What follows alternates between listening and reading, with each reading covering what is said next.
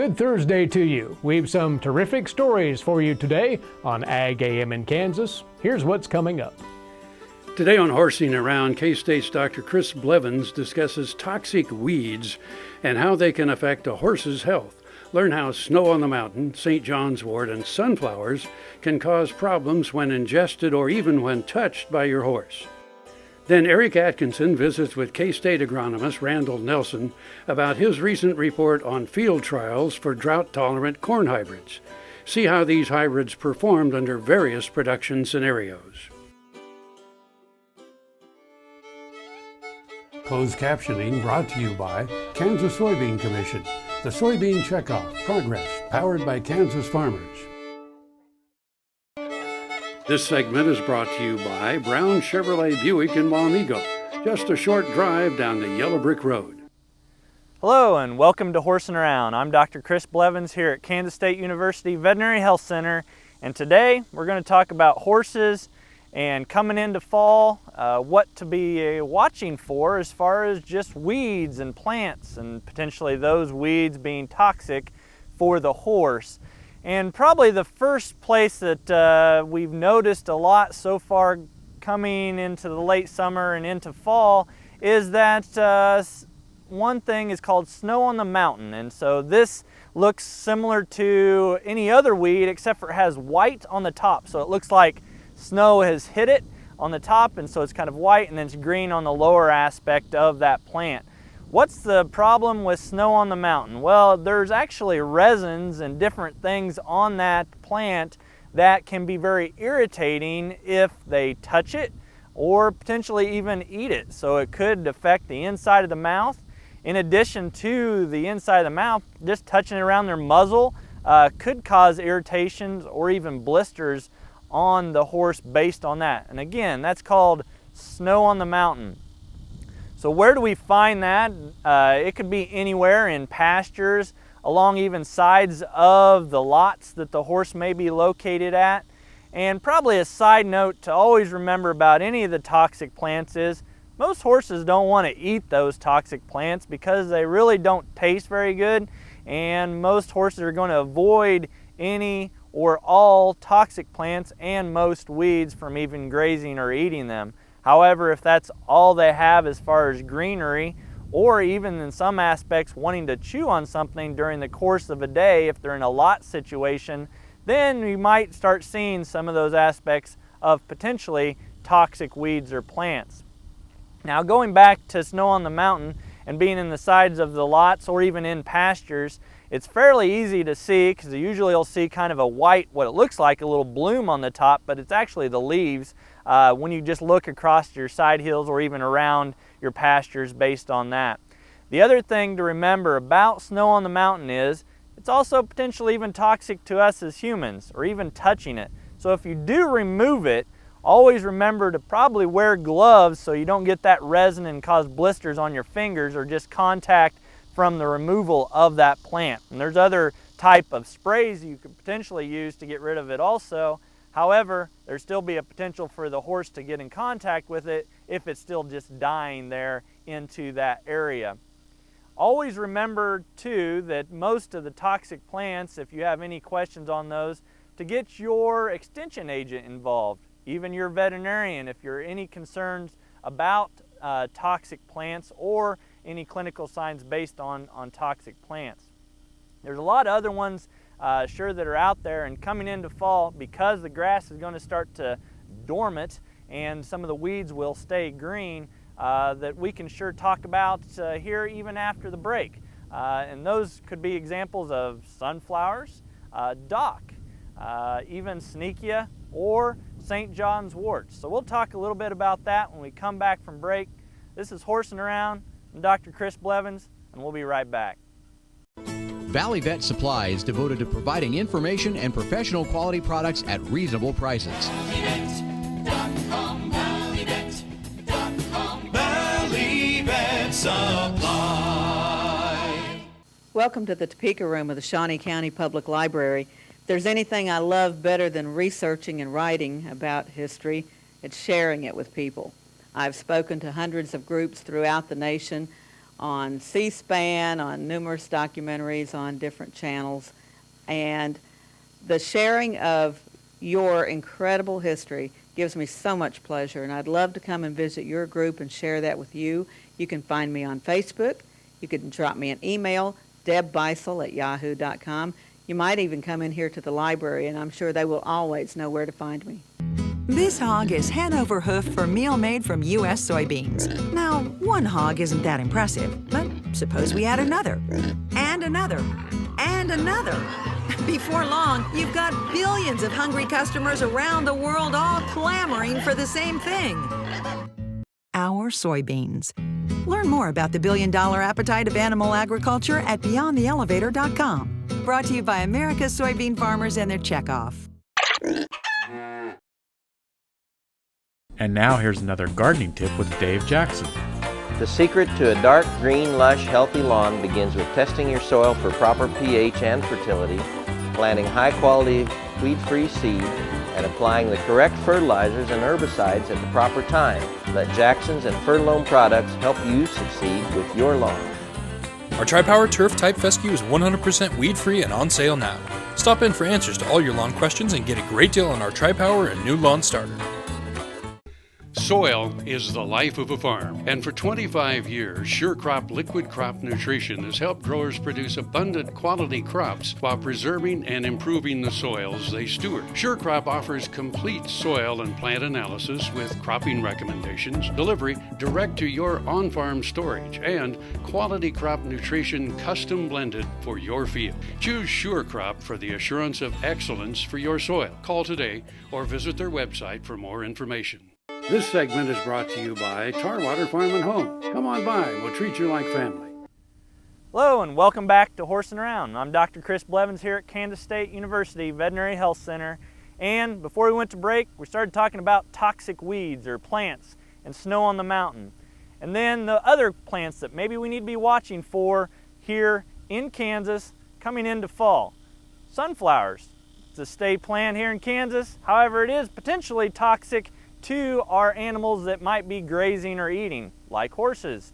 So what would be a problem with sunflowers? They can have a buildup of nitrates or nitrogen within the bloodstream if they eat enough of them. So it is actually kind of a compounding plant, meaning that they have to actually ingest quite a bit of it, and there's different aspects of drought and dryness that can fluctuate the nitrogen within that plant based on what kind of season we have. So again, toxic, but they would really have to consume quite a bit. If you're ever concerned about any of it, again, always ask your extension agent and or your veterinarian when you're concerned with potentially just our state flower and the sunflower. The other thing would be things going into fall, and we always are worried about, is things that potentially could cause sunburn. Now, a lot of the time sunburn can be a primary problem on the horse where they're not pigmented. So the white of their nose, even the whites on their legs, and even paint horses, just the whites that are on their backs or on their bellies, that could get primary sunburn. So what does sunburn look like on a horse? Similar to that of which for us. Blistering, oozing of some serum out of their skin, they're very irritated, red, inflamed. So if you see any of that on your horse, that could be sunburn. You probably need to get your veterinarian involved to try to decipher what is the cause. Sometimes the cause could be even eating a toxic plant. A primary photosensitization or bug that could cause sunburn is called St. John's wort. Now there is some things you'll say St. John's wort can be used for like different herbal things for cures of different diseases you can buy at different stores. But that flower, it's a yellow flowered plant, could be potentially toxic to horses if they ingest it, and it makes their skin more sensitive to UV light and potentially get sunburn. And again, that's St. John's wort, and it could be around in the pastures or around the lots. The other thing is called Synechia. Synechia are different varieties, could be yellow flowered plants within the pasture area or lots, and that is secondary photosensitization.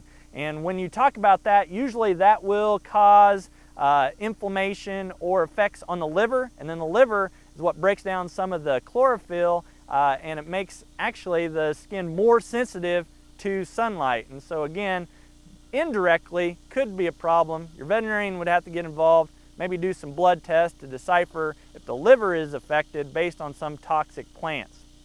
Again, if you ever have any concerns or questions about toxic plants or maybe even toxins that may be causing clinical signs in your horse, always get your veterinarian involved. And we're looking at toxic plants, talk to your extension agent. I'm Dr. Chris Blevins here at Kansas State University Veterinary Health Center, and we'll see you around. We've been using the Multi-Min on our donor cows, and after we started using it on them, we've seen a definite increase in grade number 1 embryos. I like the results that I get using Multi-Min with the AI conception rate. Their minerals not up to snuff, you're gonna have problems, and I definitely think Multi-Min is good for, general healthiness of the cattle. We think Multi-Min more than pays for itself. Tar Waters has what you need for all seasons for around the farm and home. Working, hunting, growing, feeding, snow removal, even fun for the kids. And a service department with experienced techs to help keep your equipment in top running condition. Tar Waters has a huge selection and the best prices. Tar Water Farm and Home, family owned and operated since 1978. They have what you need. Dr. Dan here. Whether I'm driving up and down the roads covering the state of Kansas, or I'm getting between Riley and Manhattan for my job, I'm driving a Ford truck. I'd like you to come out and visit my friends here at Dick Edwards Ford. They have a truck that'll suit your needs, whether you're looking for power with a Power Stroke diesel, or if you're looking for fuel efficiency with the new EcoBoost engine, they got a truck that's just right for you. They're located 2 miles east of the Town Center Mall in Manhattan, Kansas, and they'll bend over backwards to help you. And I'll see you down the road.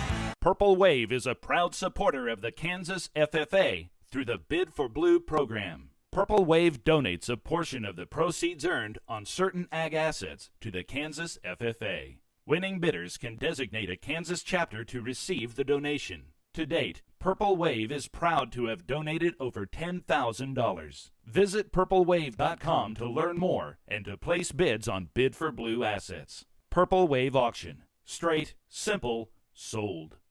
Valley Vet Supply is devoted to providing information and professional quality products at reasonable prices. Valley Vet Supply. Tallgrass Commodities offers producers bulk commodities at a reasonable price with reliable service throughout the whole Midwest. To find out more about Tallgrass Commodities, visit tallgrass.us or call 785-494-8484.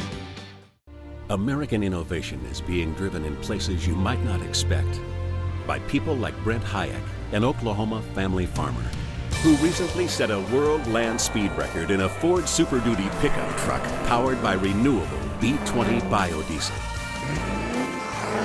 Advanced performance is here, now, putting America on the fast track to more jobs and energy independence. Biodiesel, America's advanced biofuel. This segment is brought to you by the Kansas Association of Wheat Growers and the Kansas Wheat Commission. Together, we are Kansas Wheat. You're watching Ag AM in Kansas. And now to report on new field trials conducted by Kansas State University agronomists last summer. They were testing out the performance of drought-tolerant corn hybrids under various production scenarios. Now, drought-tolerant corn hybrids are relatively new to the scene. K-State agronomist in charge of the North Central Kansas experiment fields at Belleville and Scandia, Randall Nelson, explains what he and his colleagues wanted to find out about these hybrids. I think the original idea was to see how they performed in higher rainfall areas, central and eastern Kansas. They've been targeted towards the high plains a lot. That's sort of where the main market is. The original idea was to see, could we bring this into irrigated areas in central and eastern Kansas where maybe we aren't quite so short water, and will they adapt? Will we not lose that top end that some people were worried about? Will it yield with the higher end hybrids? Is there a yield advantage to these then, in essence? Right, and in the case where there's not a water limiting situation, will they still hang in there and yield with maybe a hybrid that isn't selected for drought tolerance, more selected for higher yield? So in the case where we have enough irrigation water, where we have enough rain, we won't see a yield drag with the drought tolerant line. But to point out, in your research here, and this at Scandia and Topeka to be specific, you looked at one hybrid. Well, we looked at one company. We looked at Pioneer only, and that was basically a function of seed availability. So we looked at two different Aquamax numbers compared with two different sort of standard non-drought tolerant hybrids. Sort of compared them side by side. And there were several other variables here, including plant populations. Right. Yeah, and that was, this was funded by the Corn Commission, the Kansas Corn Commission, and that was one thing that they were interested in is looking at maybe a whole management package for this. So how do we manage plant population as well as irrigation? When you say limited irrigation or irrigation levels, were you looking at several variations on that then here? Yeah, we had 3 irrigation levels, so 50% of evapotranspiration, 75%, and then 100% are fully irrigated. And then across at Topeka we had 4 populations. At Scandia we had 3 populations. So. You say this rendered some quite intriguing results. Let's go right to that. And again, the main question here is whether these hybrids will perform at an advantageous level under limited irrigation or limited water availability. And you found out what? At both sites, under the lowest water regime, so the 50% ET, the drought-tolerant hybrids did out-yield the standard hybrids by quite a bit. And sort of a case-by-case basis, one of the pairs, the difference was a bit more marked than the other pair, but off the top of my head, I think there was one pair at the low irrigation level where the Aquamax out-yielded the standard by close to 30 bushels at Scandia, and at Topeka I think there was about a 20 bushel advantage in that same pair. So there were some differences at that low level. They're almost too good. So that's one thing we'll need to keep looking at. I wouldn't want to jump to too many conclusions with that, except that maybe we're on the right track at least. Valley Vet Supply is devoted to providing information and professional quality products at reasonable prices. Valley Vet Supply. Tallgrass Commodities offers producers bulk commodities at a reasonable price with reliable service throughout the whole Midwest. To find out more about Tallgrass Commodities, visit tallgrass.us or call 785-494-8484.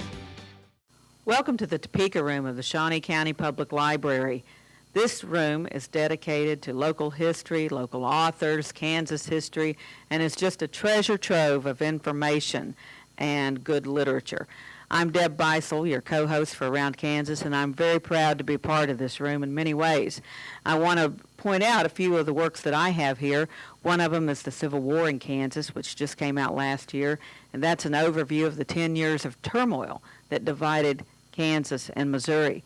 The Day Dixie Died, written with Tom Goodrich, is the aftermath of the Civil War in the South, and it's a pretty depressing book, honestly, but it's very good history and very little-known history. Likewise, The Darkest Dawn was the aftermath and the impact of the Lincoln assassination on the country. It's a very important book. I'm real pleased to have been part of that. Kansas Forts and Bases just came out earlier this year, and my co-author was my good friend Michelle Martin. And that's not just how big these bases were or how long they lasted. It's the stories of the people who served there and continue to serve today. So please come to visit the library, stop in the Topeka Room, pick up one of these, or you may find those at any of your local book outlets or online, of course. And you can find me on Facebook. I'd be happy to visit with you some more. At Wildcat Feeds, the only feed that matters is yours. We'll help you manage your feed costs with our custom blended nutrition. For more information, visit us online at wildcatfeeds.com and call us today for our current mineral specials. The Kansas State University College of Veterinary Medicine is a leader in food animal research and education. Our researchers are constantly expanding the knowledge of animal health and food safety. Through the Veterinary Health Center and the Kansas State Veterinary Diagnostic Lab, we provide practical services for animal producers. Home of the Beef Cattle Institute, the college is committed to animal welfare training and research. The Kansas State University College of Veterinary Medicine, knowledge and service for the future of animal production.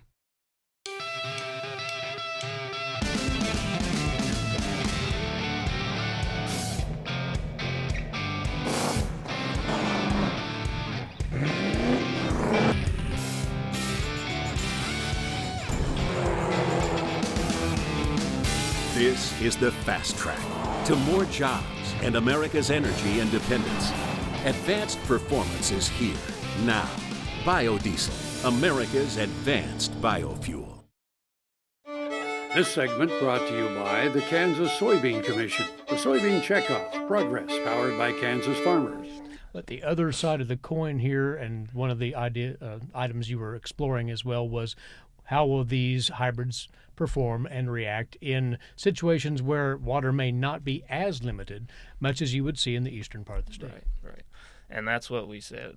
You know, in general, looking across populations at the full irrigation level, there was no significant yield drag.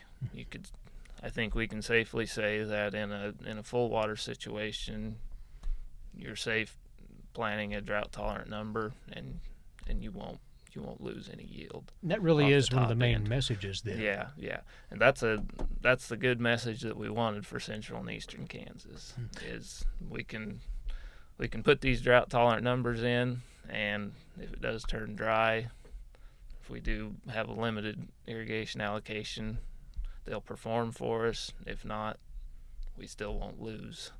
We won't lose the top end in a full water situation. Agronomically speaking, you look at this as something of an insurance policy, right, if you will. Right, yeah. I'd say that's the safest way to look at it. Is it's not going to save you in an extreme drought, but if things do get abnormally dry, they'll probably hang in there and save you a few bushels. And what you said right there probably bears reiterating, that these drought-tolerant hybrids aren't the cure-all for excessive drought. They can bail you out, perhaps, as a producer. Yeah, they'll hang in there. And you know, Eric crunched some numbers, just sort of preliminary, and you know, the cost per unit of a drought-tolerant number over a standard, and then looking at sort of our lowest expectations of yield gain under drought, and they will pay, you know, they'll pay for that extra cost and then some under drier conditions. So economically, they seem to work out, at least for this year. Never overlook the economics, that's for certain. You will continue to study this phenomenon, or this aspect of these performances, though, won't you? Yeah. The Corn Commission agreed to fund us for another year, and we're expanding this west and south. So we'll have a site at Hutchison at the South Central field, and a site at Tribune. So I think we'll learn a lot more in those environments, you know, where they're a little more targeted, you know, the higher ET, limited irrigation. I think we'll learn a lot in that. For your information, this past year, largely applicable to eastern Kansas, but the principles may apply out west. You just need to confirm that. Right. Because we did see some good results at the very limited irrigation level. We saw what we wanted to see. Very good. Well, it'll be interesting to see if this carries forth over the next 2 or 3 years as you study this further. That's Randall Nelson, the agronomist in charge of K-State's North Central Kansas experiment fields at Belleville and Scandia, on their research last year into drought-tolerant corn hybrids and their performance under various moisture scenarios in North Central Kansas. This is Ag AM in Kansas. Closed captioning brought to you by Kansas Soybean Commission. The Soybean Checkoff, progress powered by Kansas farmers. We'll have plenty more for you tomorrow here on Ag AM in Kansas. We're here every weekday, same time, same station. Or look for us on the web at agaminkansas.com. Eric Atkinson here for K-State Research and Extension.